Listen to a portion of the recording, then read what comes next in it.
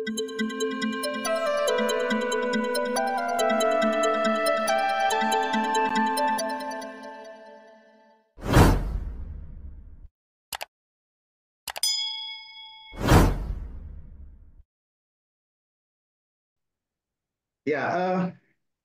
hari ini kita melihat eh, satu landasan yang lain. Ya, karena ini adalah teologi PL 2 ya. Jadi saya tidak lagi bicara penyataan Allah yang bersifat umum, penyataan Allah khusus yang biasa kita bahas, dan saya pikir itu teman-teman sudah dapatkan di teologi PL 1. Lagi-lagi kalau sudah dapat kan gitu ya. Seharusnya memang itu terintegrasi. Ya, memang karena dosen-dosen ini tidak pernah duduk sama-sama gitu ya. Tidak pernah diskusi sampai di mana gitu ya. Eh, Sehingga hari ini kita akan melihat secara khusus, secara spesifik satu bentuk teofani atau apa namanya? Satu bentuk penyataan Allah prainkarnasi Kristus dalam perjanjian lama. Dan ini tentu semua kita harus sudah punya presaposisi, karena kalau tidak ini akan membingungkan bagi Wanes atau bagi kelompok modalisme dan sebagainya yang tidak mempercayai Allah Tritunggal. Maka ketika bicara tentang teofani dan kisah-kisah yang unik di dalam perjanjian lama, mereka akan kebingungan. Tapi bagi kita yang sudah punya presaposisi sejak awal bahwa Allah adalah Allah Tritunggal, ya itu yang menjadi landasan kita, sehingga kita bisa melihat namanya satu bentuk satu bentuk penampakan Allah dalam prainkarnasi.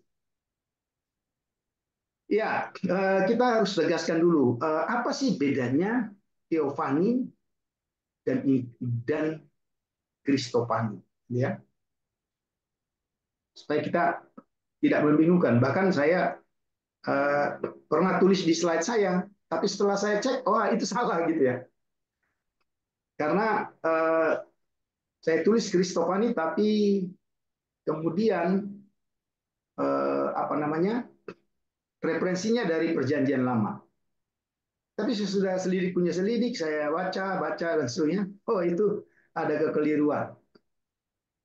Nah ini kita harus tahu apa bedanya teofani, kristofani. Ya toh? Kalau kita bicara tentang teofani, berarti itu semua bentuk penyataan Allah, ya, artinya penampakan gitu ya, prainkarnasi Kristus. Itu teofani namanya. Tapi ketika kita ngomong tentang kristofani, itu adalah penampakan Kristus pasca kebangkitan. Ya, jadi sesudah kebangkitan ya. Nah, sehingga ini harus jelas bisa dibedakan karena istilah-istilahnya, tapi kita harus jelas, jangan salah kaprah gitu ya. Pemakaian istilah yang salah juga nanti bisa salah kaprah. Itu yang kita lihat. Sehingga kita coba melihat. Nah, ada banyak catatan yang sudah saya siapkan untuk itu, sehingga saya harap ini bisa menolong kita semua ya. Nah, teofani dalam perjanjian lama. Ya, ini kan kita lihat ya.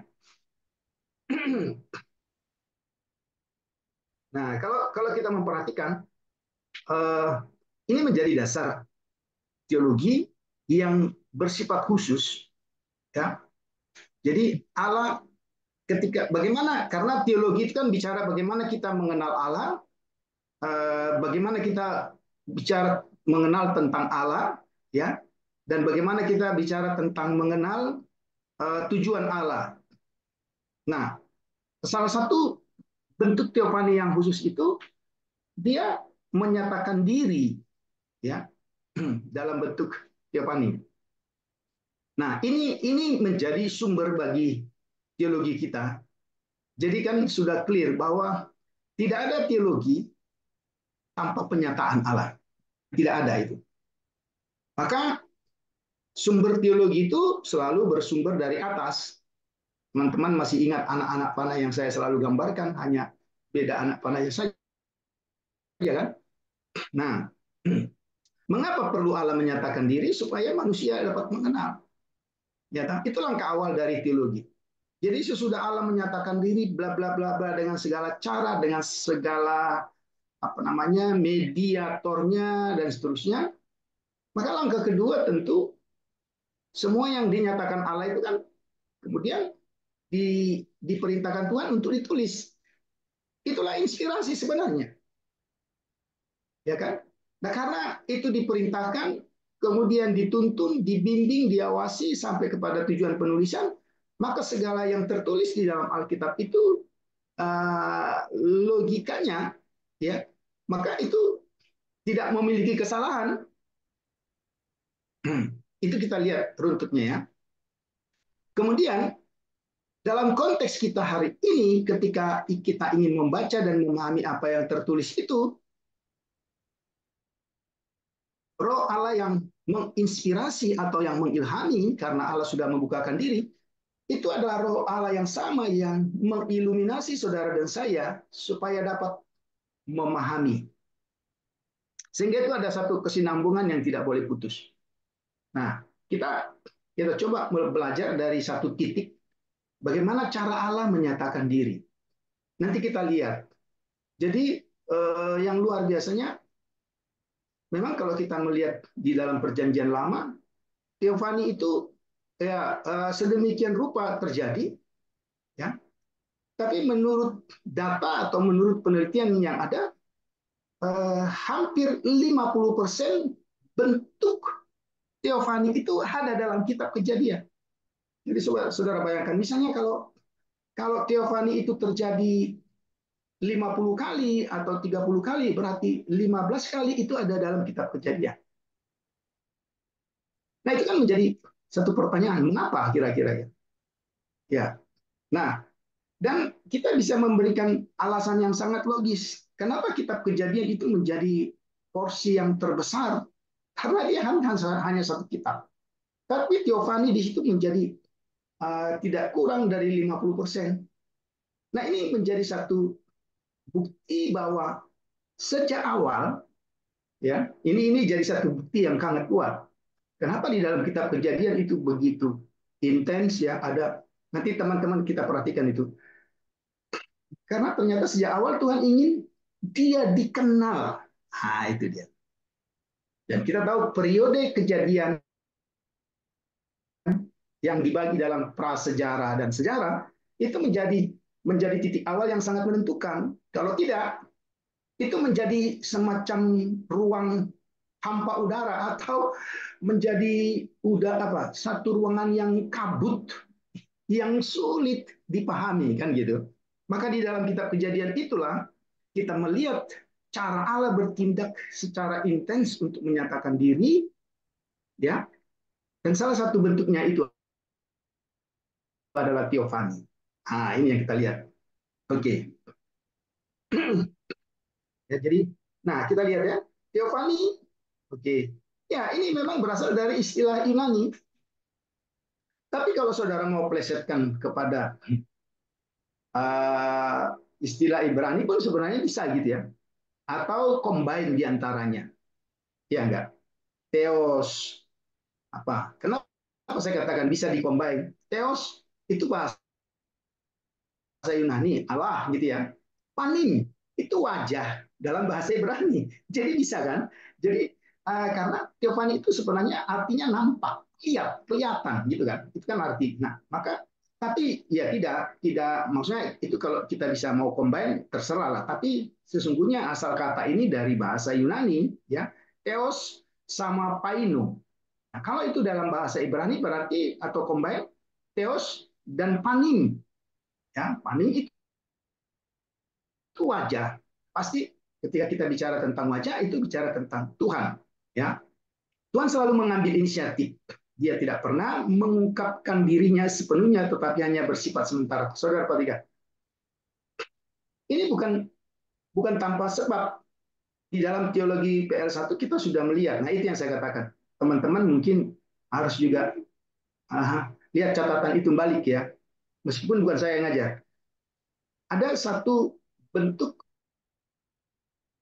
penyataan Allah atau sifat dari penyataan Allah yang disebut dengan progressive revelation. Artinya Allah yang tidak terbatas itu menyatakan diri secara terbatas. Ya kan? Ini kan jadi pertanyaan. Kenapa Allah yang tidak terbatas tapi dengan sengaja menyatakan diri secara terbatas? Lagi-lagi kita bisa melihat alasan siapa audiensnya. Audiensnya kan manusia. Manusia itu terbatas, ya kan? Secara moral, secara mental, secara intelektual manusia terbatas. Kita jangan ngomong yang kedua langsung, tapi kemudian yang kedua itu memang manusia sudah berdosa. Dan salah satu konsekuensi dosa adalah absurdnya atau terjadinya reduksi bagi pengenalan akan Allah. Maka saudara perhatikan, 10 firman di dalam Keluaran pasal yang ke-20 itu bukan kebetulan. Tuhan katakan apa? Jangan ada padamu ilah lain. Itu konsekuensi pertama dan terutama, ya, keberdosaan manusia membuat kaburnya, ya, pengenalan manusia terhadap Allah. Maka itu kita lihat. Maka dia harus menyatakan diri. Tentu di sisi Allah kita lihat ini kan satu kemurahan, gitu ya. Ya enggak. Satu kemurahan Tuhan yang luar biasa, kesabarannya, gitu ya. Sehingga dia dengan cara yang apa? Cara yang bertahap dia menyatakan diri. Nah, ini kenapa saya katakan? Ya, karena teofani itu sifatnya sementara dan bersifat parsial. Mengapa sementara? Karena klimaksnya sesudah inkarnasi tidak ada lagi teofani. Jadi sebenarnya ini satu lorong jalan menuju kepada satu kesempurnaan yang terlihat di dalam diri anak manusia yang kelihatan. Dan itulah nanti yang kita lihat, yang selalu ayatnya kita dengung-dengungkan ya, Yohanes 1 ayat 14 itu. Ya kan? Itu yang harus menjadi pemahaman kita bersama. Oke. Nah, ini coba saudara perhatikan. Alkitab menyatakan bahwa tidak seorang pun melihat Tuhan. Ya, Yohanes 1 ayat 18.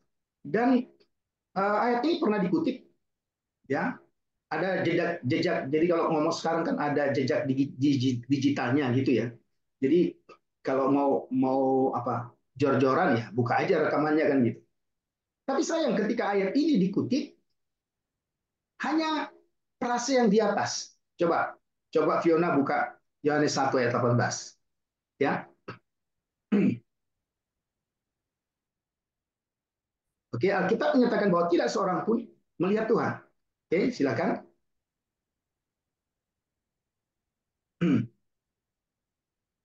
Yohanes 1 ayat 18. Tidak seorang pun yang pernah melihat Allah, tetapi anak tunggal Allah yang ada di pangkuan Bapa, dialah yang menyatakannya. Iya, tetapi anak Allah yang ada di pangkuan Bapa ini nggak dilanjutkan sehingga ketika frase yang pertama itu kemudian dibahas, akhirnya itu bisa lari kemana-mana. Dan saya ingat akhirnya apa ya? Allah menyatakan diri melalui penciptaan. Lah, kok balik ke penyataan umum. Kemudian dibahas tentang Ayub yang kemudian menerima satu penyataan. Nah, ini akhirnya jadi apa? Membuat kita. Nah, ini memang sengaja saya katakan kenapa? Karena ayat ini harus lengkap. Ya, jadi ayat ini menjelaskan dua sisi yang kelihatannya saling melengkapi. Di satu sisi dikatakan tidak seorang pun pernah melihat Allah. Ya, kan? Ya, tapi kan jelas kalimat selanjutnya. Tetapi, ya jangan lupa itu, gitu. Anak tunggal Allah. Yang ada di pangkuan Bapa, dialah yang menyatakannya. Karena kalau kita tinggal pada frase yang pertama saja, maka kita akan masuk kepada atau jatuh kepada teori agnosticism, bahwa tidak seorang pun pernah mengenal Allah. Ya enggak? Dan inilah yang dikatakan oleh Calvert yang sudah kita bahas dulu itu loh. Ya. Tapi syukurnya anak Allah, pribadi Yesus Kristus, ya, itulah yang menyatakannya. Oke.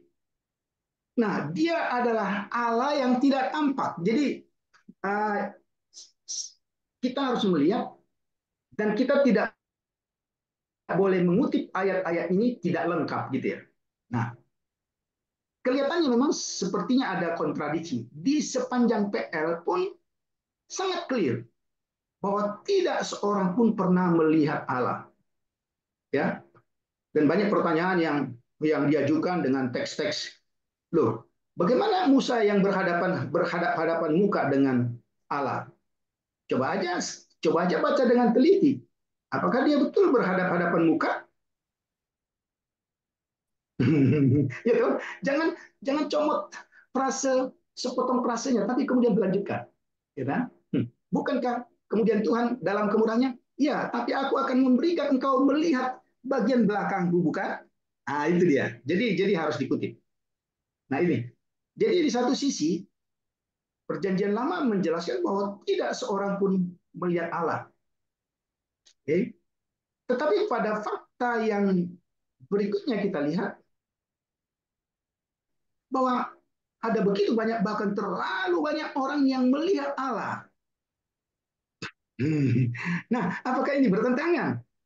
Atau ini yang disebut dengan paradoks? Ya. Jadi ada dua istilah yang kita harus hati-hati. Ini kontradiksi or paradoks, atau sebenarnya gimana? Ya, coba teman-teman kita lihat. Nah, dengan demikian, apakah Allah Alkitab kontradiksi satu dengan yang lain? Oke, ini yang kita lihat. Oke, ini kita. Jadi kita lihat. Nah, sekarang saya sudah sampaikan tadi. Mungkin Pak Amos masih belum duduk, tapi sekarang sudah duduk. Kita ketika kita memahami mau belajar tentang teofani, ya kita berlima di kelas ini. Berlima ya, oke. Kita harus memiliki yang presupposisi yang sama. Allah Tritunggal. Karena kita kalau seperti kelompok Oneness, modalisme dan sebagainya, ya, yang percaya Allah tunggal esa absolut, atau seperti pemahaman rabbinik Yahudi, maka kita akan bingung, sebingung-bingungnya membaca Perjanjian Lama. Karena di sana ada kelihatan pribadi-pribadi yang berbeda yang berkarya dalam waktu yang sama di satu peristiwa yang sama. Tapi ketika kita sudah meletakkan dasar seperti itu, maka tidak ada kebingungan apa-apa. Nah, kita lihat sekarang preposisi, pernyataan-pernyataan di dalam Alkitab. Oke, Allah adalah roh, sehingga tidak mungkin dapat dilihat oleh manusia. Itu clear. Oke. Tapi jangan berhenti di situ. Ya, sekali lagi. Allah yang adalah roh yang tidak mungkin dapat dilihat manusia, dengan inisiatifnya dia harus menyatakan diri. Ya, kenapa? Karena dia kan ingin dikenal. Jadi teman-teman, sebenarnya keinginan itu pertama bukan pada manusia. Oke, ini harus kita catat baik-baik. Allah yang memulai dan dia ingin dikenal, dia ingin bersekutu. Perhatikan itu. Ya. Dia ingin bersama umatnya. Maka satu sisi Allah yang tidak mungkin terlihat karena dia adalah roh, tapi karena dia tidak terbatas, dia punya banyak cara untuk menyatakan diri. Ya, gitu ya. Nah, itu yang kita harus lihat. Oke, kita lanjutkan. Ya, Allah menyatakan diri dengan cara Allah sendiri. Allah menyatakan diri untuk tujuan apa? Supaya manusia dapat mengenalnya. Ya, Tapi juga sesungguhnya ada satu kebutuhan yang mendasar dalam kehidupan manusia. Mengapa Allah harus dikenal? Karena hanya itulah jalan satu-satunya manusia dapat diselamatkan. Ya, loh, kita nggak usah ngomong, lo kan Allah itu maha kuasa dengan cara apapun. Iya, itu betul. Tapi kan kita harus berpedoman pada apa yang tertulis di dalam Alkitab. Jangan jangan jangan angan-angan, jangan jangan anggapan kita. Saya tahu karena banyak teori yang berkata, apa sih susahnya untuk Tuhan menyelamatkan kita dengan cara yang lain? Iya dong, dia Allah yang maha kuasa kan. Tapi Alkitab kan sudah menjadi standar di mana Allah menyatakan diri bahwa itu, ya itu kira-kira itu jalan yang diberikan, ya kan? Bahkan kita tahu nanti tujuan Allah, tujuan firman menjadi manusia, ya karena itu menjadi satu-satunya cara yang diambil Tuhan, yaitu kan dalam hak prerogatifnya Tuhan untuk dapat menyelamatkan manusia. Nah itu ya. Ya, jadi itu yang kita lihat. Nah, teofani, ya kita perhatikan. Teofani itu berarti wujud aktual. Jadi teman-teman, kalau orang di dalam PR itu bisa melihat Allah dengan cara teofani, maka itu bukan bayang-bayang, bukan hayalan, bukan suara hati seperti pandangan-pandangan ya, tapi itu adalah wujud aktual. Oke, selalu diprakarsai oleh Tuhan. Ya, teofani adalah wahyu. Jadi dia bukakan dirinya, yang berarti tujuan utama adalah untuk mengungkapkan setidaknya secara parsial. Perhatikan, saya selalu katakan ini karena menurut saya,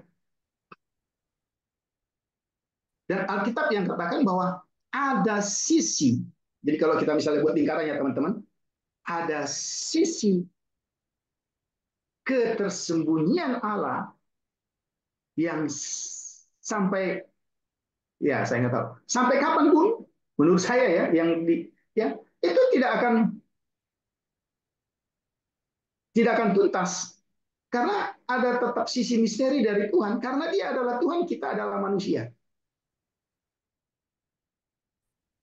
ya kan? Sehingga sehingga tidaklah, teman-teman boleh protes saya, nggak apa-apa. Tapi saya mau ungkapkan kalimat-kalimat yang mungkin kelihatannya radikal. Tidaklah mungkin ada seorang manusia yang pernah mengenal Tuhan secara tuntas, atau boleh kita katakan sempurna. Saudara kan sudah mulai, ya apa, di pikiran kita berseliuran ayat-ayat ya, kamu sempurna sama seperti Bapak sempurna, ya kan? Ya, itu kan idealnya. Tapi faktualnya, ya kan? Atau misalnya kita katakan, ketika Tuhan berkata, tidak seorang Allah tidak menghendaki seorang pun untuk binasa. Pertanyaan saya, apakah memang semua manusia akan selamat? Tidak. Tapi itulah tujuan Allah sebenarnya, yang idealnya itulah sebenarnya keinginan Tuhan. Tapi kan kalau kita baca Yohanes 3:16 itu, berarti setiap orang yang, ya kalau kalau kita hubungkan dengan bahasa Ibrani ya, berarti ini harus pakai definite artikel gitu ya, definite artikel. Orang yang tertentu yang, nah itu orang yang memberi respon. Nah, sehingga supaya kita paham ya, sesuatu tentang dirinya atau kehendaknya kepada manusia. Oke, kita lihat ya. Giovanni bersifat sementara. Mengapa? Karena konsumasi atau klimaks dari Giovanni itu apa? Inkarnasi. Saudara boleh tunjukkan apakah ada di dalam perjanjian baru Giovanni? Tidak ada. Iya, iya dong. Karena inkarnasi sudah jelas. Jadi untuk apa yang tidak jelas? Maka itu sebenarnya menjadi pertanyaan karena ada orang yang menjawab, kita dari Kristus ini meneropong ke sana. Loh, kamu sudah di sini ngapain pakai teropong? Ya kan, sudah ada di depan kita, ngapain pakai teropong? Kalau ngapain lagi ke sana kan gitu, teropong kan gitu ya. Teofani dapat dilihat oleh mata, perhatikan. Jadi visualnya ya, terdengar, ya audible-nya juga kelihatan. Kemudian apa itu? Dapat diraba, dirasakan. Apa? Ada dapat apa ya? Touchable atau apa namanya? Itu bisa bisa dirasa. Ya, jadi ini sekali lagi bukan hayalan, bukan angan-angan, bukan suara hati, enggak. Ini kelihatan. Oke, oke, kira-kira gitu ya. Memiliki berbagai variasi dalam bentuk. Ya, ini kita lihat. Nah, melihat Allah, ya, Ra'a, Elohim. Oke. Di sepanjang sejarah PL, Tuhan menampakkan diri ya kepada apa namanya secara berbeda pada berbagai secara fisik kepada berbagai orang. Dipakai istilah Ra'a. Oke, teman-teman ini nanti bisa dilihat dengan lebih teliti ya. Ya, ini manifestasi literal dari Tuhan dalam berbagai jenis bentuk fisik didengar oleh manusia. Oke, itu bukanlah penglihatan di dalam kepala. Oke, seperti yang saya katakan tadi. Ra'a adalah kata Ibrani untuk menggambarkan apa yang dapat dilihat oleh mata manusia secara fisik. Oke, ini nama-nama yang dipakai, kita lihat nanti ya, teman-teman. Nah, ini ada banyak teks yang bisa saudara perhatikan. Ini yang saya katakan, saudara perhatikan, ini dalam Genesisnya itu, wah ini hanya sebagian ya kita bisa perhatikan karena dari kejadian sebelum ini kan sudah ada Henok, kemudian siapa namanya yang membunuh adiknya itu Kain, kemudian Adam yang pertama itu kan tidak ada di sini. Jadi ini banyak yang tidak dijelaskan. Nah, kemudian di dalam kitab Keluaran, ya toh kita seringkali bicara tentang tiang awan, tiang api, ya. Kemudian malaikat yang merusak, apa itu? Destroyed Malak Adonai, gitu ya. Itu juga termasuk di dalamnya ya. Kita lihat. Nah, sekarang bagaimana manusia dapat melihat Allah? Teman-teman kalau ada yang mengganjal, langsung tanya ya, supaya oke, mungkin Pak Elpis jangan tanya di belakang, supaya nggak kelupaan. Karena Bapak ini kan terkenal dengan penjaga pintu. Jadi kalau bisa, jangan penjaga pintu. Supaya lebih apa namanya lebih apa ya? Kita menjelaskan bahwa Tuhan menampakkan diri sedemikian rupa sehingga dapat lihat dan dengar. Tuhan Pak mengambil Tobing, ya. Pak Tobing, saya tertarik dengan yang masalah teofani ini. Kalau diambil ayat 1 Yohanes tadi, Pak, ayat 18 itu, pasal 1 ayat 18 maksudnya, tidak seorang pun pernah melihat Allah. Saya langsung teringat akan di kitab Kejadian, waktu ada hanya 2 orang, Adam dan Hawa. Nah, Adam dan Hawa itu sebelum jatuh di dalam dosa pasal 3, itu mereka berbincang dengan Allah. Mereka bertemu dengan Allah. Walaupun tidak digambarkan seperti apa Allah itu. Cuman ada yang terakhir itu waktu mau apa mereka jatuh dalam dosa itu mereka mendengar suara langkah Allah. Nah, kalau teofani yang kita sebutkan ini hanya berlaku untuk orang yang jatuh atau sudah jatuh ke dalam dosa, itu ada teofani Allah. Kita sebut apa waktu pertemuan Adam dan Hawa dengan Allah itu? Sehingga tidak bertabrakan dengan Yohanes 1 pasal 18 itu.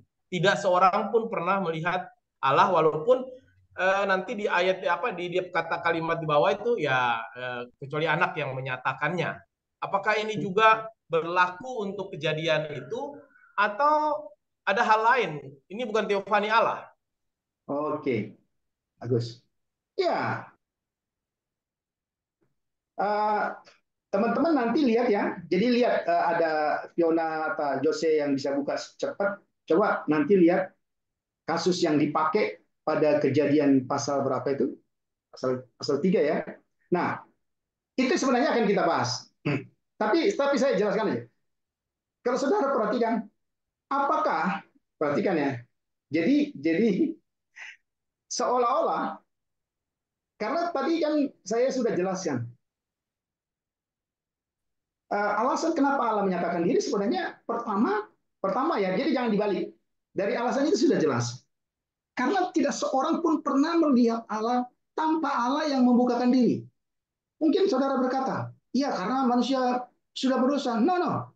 Alkitab tidak katakan begitu. Apakah sebelum manusia, meskipun ini tidak dicatat, karena nanti dari kata halak yang dipakai di situ, meskipun tidak dicatat secara eksplisit, tapi dari pemakaian kata itu jelas. Apakah sebelum manusia jatuh dalam dosa, dia bisa melihat Allah? Memang tidak dicatat, tapi jelas nggak bisa. Ini matematika yang nggak bisa dilanggar. Nah, kenapa saya katakan? Ketika dikatakan Allah berjalan, itu sebenarnya bukan kali itu aja, Pak. Nah, itu dia. Jadi pemakaian itu adalah kegiatan. Jadi dipakai di situ partis, sesuatu yang sering terjadi atau sedang terjadi. Berarti gini, eh, bersembunyinya Adam dan Hawa itu cuma sekali dalam arti sebelum itu mereka sudah ada pergaulan karena istilah berjalan di sini sebenarnya maka kan saya selalu dramatisir di situ. Wah, mereka sebenarnya tunggu-tunggu kapan Tuhan datang ya, karena terdengar telapak kakinya gitu ya.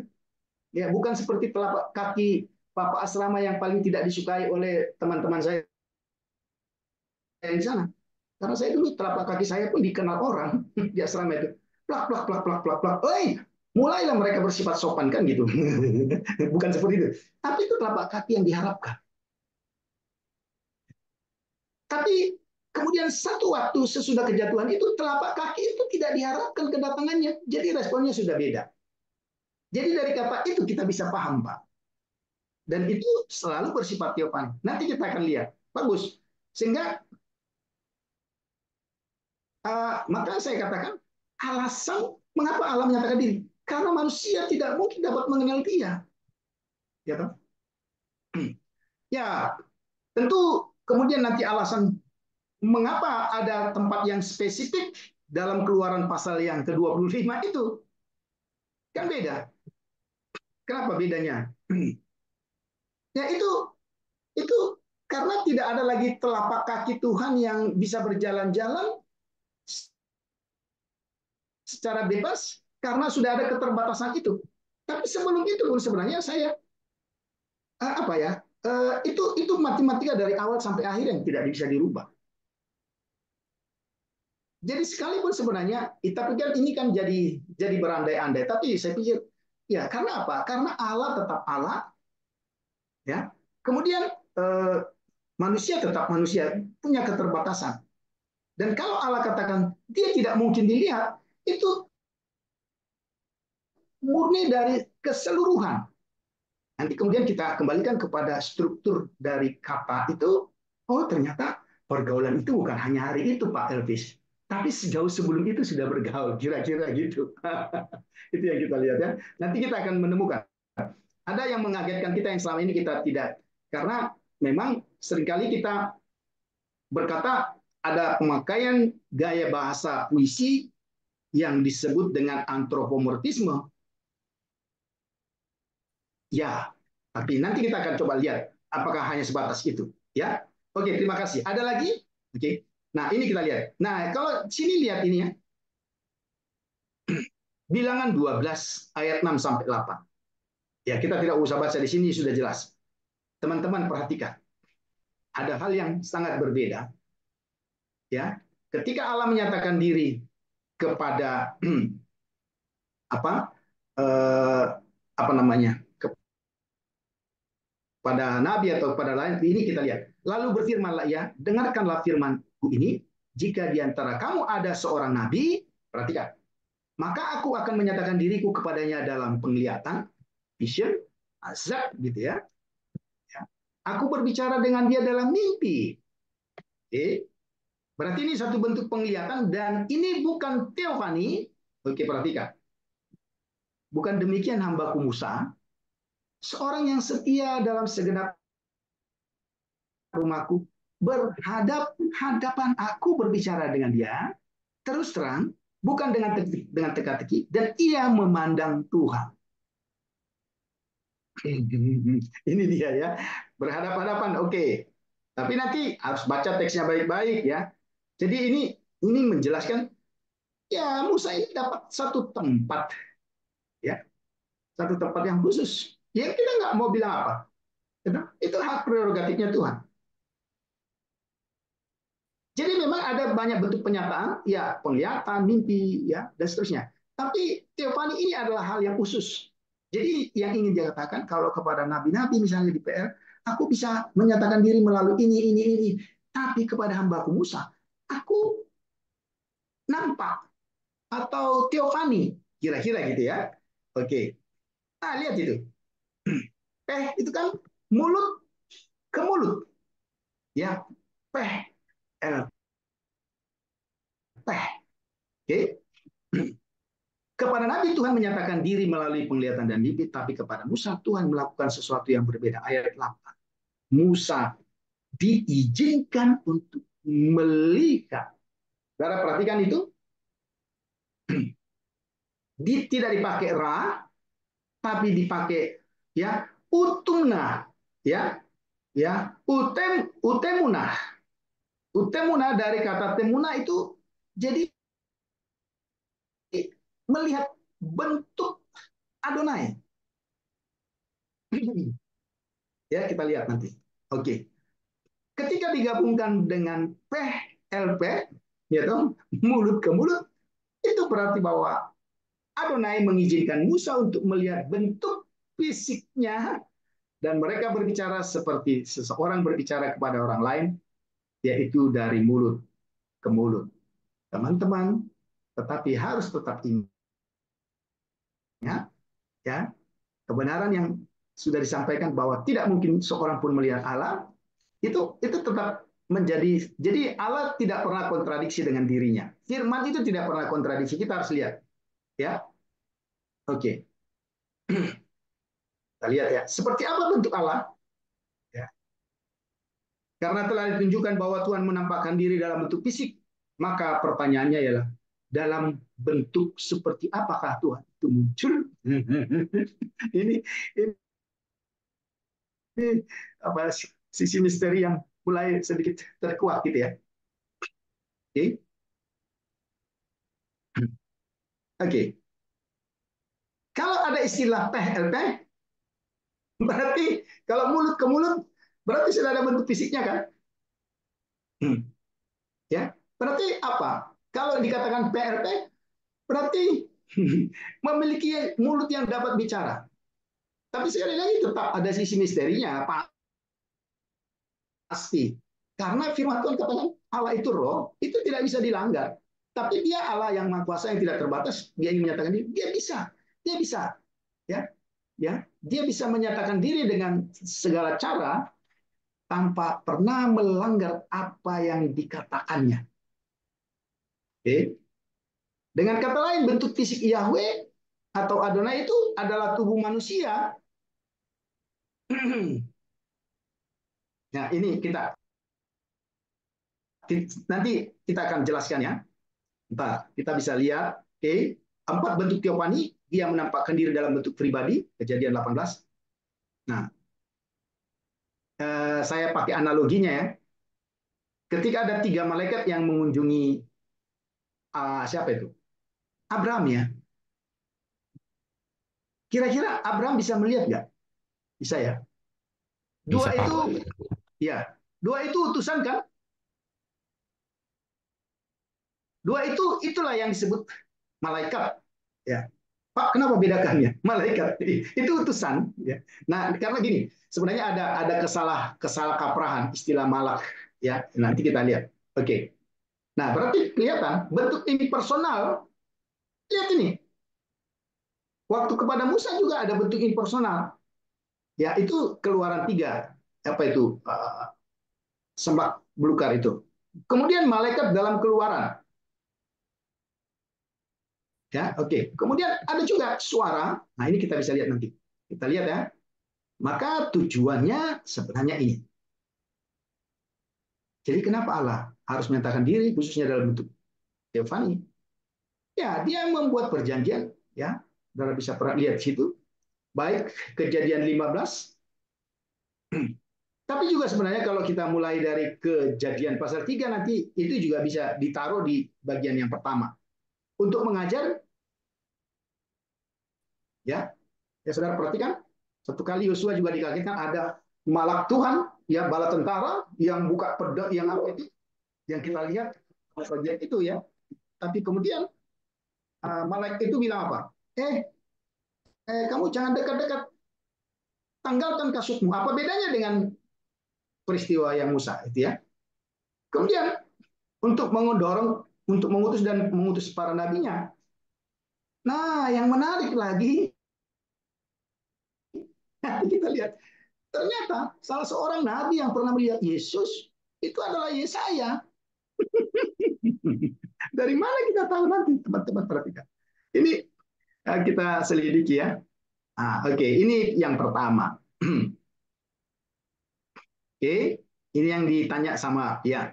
Bahasa yang digunakan antropomorfisme berjalan mengungkapkan persekutuan Allah. Jadi berjalan di sini coba dicek itu dalam bentuk partisip. Jadi sesuatu yang biasa terjadi atau sedang terjadi, teman-teman. Itu nanti kita pelajari dalam ya semoga kita agak apa speednya bisa ditingkatkan di bahasa Ibrani. Kalau speednya lebih cepat, maka bagian-bagian itu nanti kita dapat, gitu ya. Tapi kalau speednya agak lambat, Pak ini masalahnya kata Pak Amos ini faktor U nggak bisa dibohongi. Nah itu dia. Ya, tapi pasti bisa ya. Nah ini Pak Elvis perhatikan. Jadi berjalan mengungkap persekutuan Allah manusia secara teratur berkesinambungan bahkan sebelum manusia berdosa. Jadi istilah itu kalau kita pakai itu sangat kuat sekali karena konjugasinya dipakai partisip. Partisip itu satu keadaan yang sedang berlangsung biasanya seperti itu. Ya, apa itu? Kalau dalam bahasa Inggris itu Pak Amos apa namanya? Bentuk ing. Ah, ya, bentuk ing. Bentuk apa? Form ing atau ing form gitu ya. Bentuk ingnya itu. Ya. Nah ini. Nah, sekarang saya mau menunjukkan sesuatu kepada teman. Coba buka ya Kejadian pasal 3 itu ya. Nah, ini pertanyaannya kepada kita. Ya, selama ini kan ya memang ya, kita sudah baca itu ya. Tapi coba kita lihat. Ketika mereka mendengar, perhatikan ayat-ayat, teman-teman tolong buka Alkitabnya.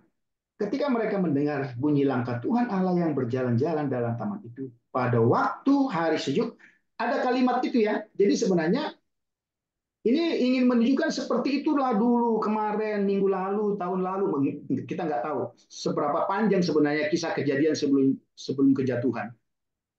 Ya kan karena rasa-rasanya kita harus panjangkan itu kisah itu ya. Kok kelihatannya begitu langsung kejadian. Tapi kan sekali lagi kan catatan di Alkitab itu dibatasi. Ya, ya. Kemudian bersembunyilah manusia dan istrinya itu terhadap Tuhan Allah di antara pohon-pohonan dalam taman. Coba ya, ini yang kita perhatikan. Oke, di satu sisi memang bahasanya antropomorfisme nggak salah. Perhatikan ini, teman-teman. Tindakan manusia bersembunyi di balik pohon masuk akal hanya jika, perhatikan ini, mereka bersembunyi dari seorang yang dapat dilihat dan didengar. Ya dong, kira-kira Tuhan menampakkan diri kepada mereka enggak? Selama ini kan oke, udah lewat aja gitu. Tapi coba kita bayangkan, ya di kampung kami itu ada apa ya? Ada semacam, saya masih ingat. Ya saya nggak terlalu lama, tapi masih ingat. Apalagi terang bulan di kampungnya Pak Amos atau ya, terang bulan waktu anak-anak itu apa itu main tak umpet bahasa Indonesianya. Saya nggak tahu bahasa Bataknya sudah lupa saya. Ya, teman-teman perhatikan. Itu juaranya teman-teman tahu nggak siapa juara yang main tak umpet? Semakin lama dia bisa bersembunyi, wah itu dia menang. Ya, perhatikan ya. Sekali ini kisah sungguh. Saya pikir saya harus jadi pemenang. Maka saya cari tempat yang paling lama dicari. Oh itu di kampung kan nggak ada istilah takut-takutan mau dekat kandang kamu apa kau bilang itu kan apa itu? Saya di Siantar tuh. Saya ngumpet di bawah kolong tempat tidur yang sudah nggak dipakai itu ada di belakang rumah. Dan teman-teman tahu ada rasa bangga. Saya bisa bersembunyi lama sekali. Tapi mulai saya bertanya-tanya, loh, kok kayaknya nggak ada yang cari. Lama-lama saya lihat, ya ini ternyata teman-teman sudah bubar. Jadi saya dibiarkan bersembunyi. Saya bukan menjadi pemenang, saya jadi korban. Oke, apa makna rohaninya? Banyak kali orang Kristen merasa menang kalau dia bisa bersembunyi dari Tuhan. Oke, itu fakta. Coba ini ya kata jika. Mungkin nggak Pak Elvis, Fiona, Jose, Pak Amos, seorang bersembunyi ya. Kalau yang ada di hadapannya itu bukan dalam bentuk konkret pribadi, gitu? Nggak mungkin. Jadi yang ingin saya katakan, iya, tapi mungkin ini akan banyak ditentang, nggak apa-apa. Berarti Adam dan Hawa lah orang yang pertama melihat Tuhan dalam konteks Tiopani ini. Ya nggak? Apakah Pak Elvis akan bersembunyi, tapi tidak ada yang tidak ada misalnya, oke, misalnya tidak ada orang yang mencari, nggak mungkin kan bodoh namanya. Atau misalnya itu kita bersembunyi dari bayang-bayang atau apa itu dari setan setan setan ruang angkasa yang disebut dengan space ghost yang gitu nggak mungkin. Tapi berarti gini teman-teman, coba sekarang berimajinasi. Ini pohon pasti di balik pohon itu, oke, dua manusia ini bersembunyi karena di sana itu ada pribadi sosok sosok yang betul-betul pribadi yang mereka takuti yang dulu tidak mereka takuti. Betul nggak bayangan kita seperti itu? Yes. Ya udah, ini jelas sekali. Nah, ya itu dia. Jadi kita bisa melihat itu ya. Maka karena ternyata berjalan-jalan itu seperti itu. Nah, itu kita lihat. Nah, ya. Nah, atau ada yang mau kasih pendapat. Memang di satu sisi itu selalu digambarkan dengan bahasa. Karena gini, karena kan dia sedang berhadapan dengan manusia yang terbatas, maka dia harus jelaskan dengan bahasa yang terbatas. Gitu. Dan dia harus jelaskan dengan bahasa manusia. Ya. Bahasa apapun itu, penting bahasa manusia. Jadi saudara jangan bangga kalau bahasamu hanya satu, kemudian saudara katakan kitabku yang benar karena bahasaku hanya satu. Enggak.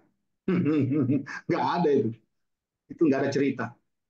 Ya, karena bahasa Ibrani pun adalah bahasa manusia. Gitu. Enggak ada. Ya, jangankan bahasa. Wong Allahku aja sudah jadi manusia, apalagi bahasa. Gitu ya. Jadi kita sangat punya landasan yang kuat. Itu